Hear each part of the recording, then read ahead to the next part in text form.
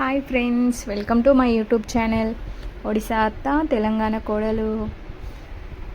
మేమైతే ఈరోజు మా అమ్మ వాళ్ళ ఇంటికి వెళ్ళాము. అక్కడైతే మా అమ్మ వాళ్ళ ఇంటి పక్కన అయితే ఈ చెట్లు అయితే ప్రతి సంవత్సరం మొలుస్తాయి. ఇవి పుల్లగంద అని అంటారు, మీరేమంటారో కామెంట్ చేయండి. చూడండి, అవి అయితే తీసుకొని వచ్చాం. అంటే అవి మట్టిలో ఉంటుంది. అది మంచిగా శుభ్రంగా కడిగేసాము. చూడండి, చింత ఆకు అయితే వేసి ఉడకబెట్టుకోవాలి, ఎందుకంటే అది జిగురుగా ఉంటుంది. మళ్ళీ ఏంటి అంటే కొంచెం తిమ్మిర్లు పట్టినట్టు అనిపిస్తుంది. ఇలా చింత పులుపు ఏదైనా లేకుంటే జామ ఆకైనా వేసి ఉడికించుకుంటారు. మేము చిన్నప్పటి రోజుల్లో మా అమ్మ వాళ్ళు ఇలా చేసేవాళ్ళు, కానీ టేస్ట్ అయితే చాలా బాగుంటుంది. చూడండి, కట్టెల పొయ్యి మీద అయితే చేస్తున్నాము. ఇలా ఉడికించుకున్న తర్వాత ఇదైతే తీసేసి మంచిగా పొట్టు తీసేసుకోవాలి. ఫ్రెండ్స్, మా వీడియోస్ మీకు నచ్చినట్లయితే లైక్ చేయండి, అలాగే మా ఛానల్ని సబ్స్క్రైబ్ చేసుకోండి, అందరికీ షేర్ చేయండి. చూడండి, పొట్టు తీసేసుకొని మంచిగా కట్ చేసుకోవాలి. ఆలులాగే అనిపిస్తుంది, కానీ టేస్ట్ అయితే ఇంకా బాగుంటుంది. చూడండి, ఉల్లిపాయ ముక్కలను కూడా కట్ చేసేసుకున్నాము.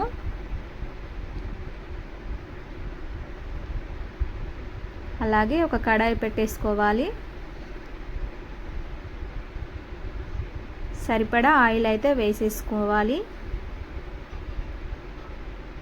మన హెల్త్కి కూడా ఇది చాలా మంచిది. అప్పటి రోజుల్లో పెద్దవాళ్ళు ఉండేవాళ్ళు కదా, వాళ్ళందరూ కూడా ఇలా అంటే భూమి లోపల ఉండేవి, అంటే దుంపలైనా అలాంటివి న్యాచురల్ ఇవన్నీ. ఇవి తినడం వల్ల వాళ్ళ హెల్త్ కూడా చాలా బాగుండేది. ఇప్పుడు ఏ ఫుడ్ అయినా ఏ కూరగాయలైనా కూడా అన్నీ కల్తీ అయిపోతున్నాయి. అందువల్లే మనకు లేని అన్ని డిసీజెస్ కూడా వచ్చేస్తున్నాయి. చూడండి, ఆయిల్ వేడైన తర్వాత ఆవాలు జీలకర్ర వేసేసుకోవాలి.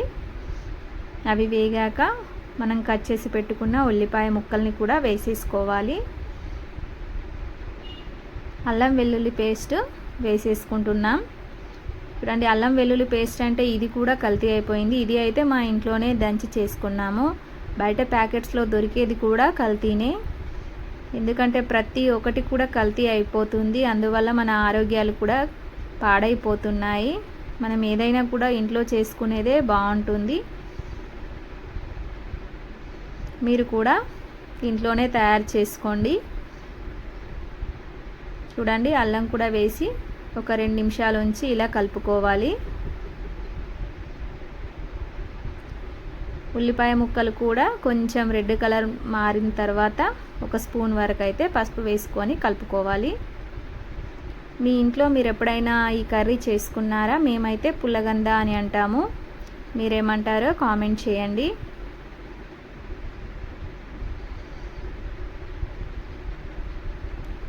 పసుపు వేసుకున్న తర్వాత మనము ఇందాక ఉడికించుకున్నాం కదా, ఈ కందను వేసేసుకోవాలి.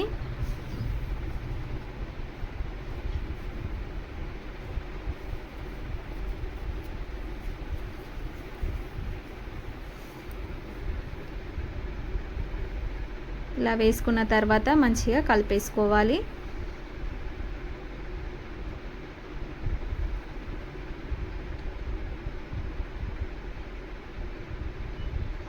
ఆలులాగే అనిపిస్తుంది, కానీ టేస్ట్ ఇంకా ఆలు కంటే చాలా బాగుంటుంది. కానీ ఇది కొంతమంది కూడా తినకూడదని చెప్తారు. కొంతమంది అంటే ప్రెగ్నెన్సీ ఉన్న వాళ్ళు కూడా తినొద్దని చెప్తారు. తినకుంటేనే బెస్ట్. చూడండి, కారం అయితే వేసేస్తున్నాను. 2 స్పూన్ల వరకు అయితే కారం వేసేసుకోవాలి. మీకు ఎక్కువ కావాలనిపిస్తే వేసుకోవచ్చు. దీని గ్రేవీ అనేది చాలా బాగుంటుంది. మేమైతే 2.5 వరకు అయితే వేసేసుకున్నాము.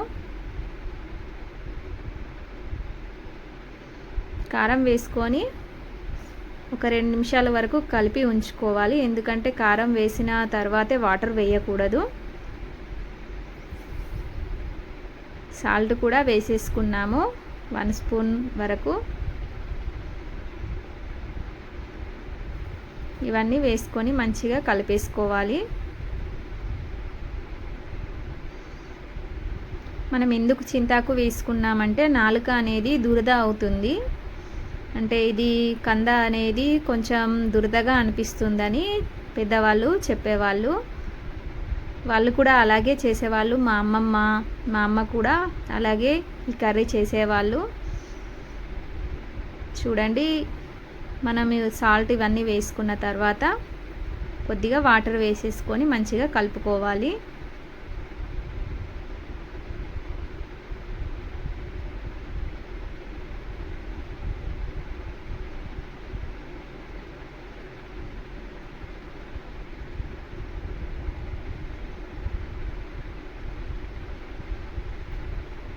రెండు టమాటాలను చిన్న ముక్కలుగా కట్ చేసేసుకొని వేసుకోవాలి.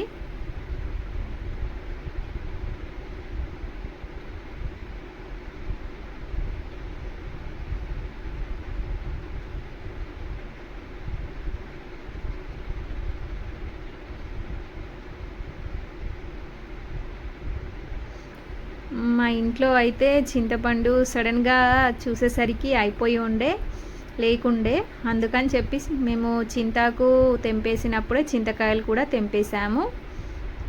చూడండి, ఈ చింతకాయలను ఇలా చిన్న ముక్కలుగా కట్ చేసేసి వేసుకున్నాము పులుపుదనం కోసం.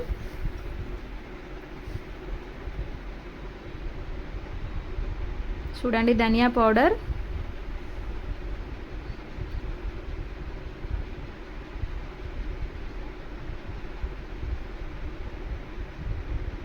అలాగే మసాలా వేసేసుకుంటున్నాము, గరం మసాలా. టేస్ట్ అయితే చాలా బాగుంటుంది, మీరు కూడా ట్రై చేసి చూడండి. ఓకే, పుల్లగంద కర్రీ రెడీ అయిపోయింది. మీకు నచ్చినట్లయితే లైక్ చేయండి, అలాగే మా ఛానల్ని సబ్స్క్రైబ్ చేసుకోండి, అందరికీ షేర్ చేసేయండి. అలాగే బెల్ ఐకాన్ ప్రెస్ చేయడం మర్చిపోవద్దు.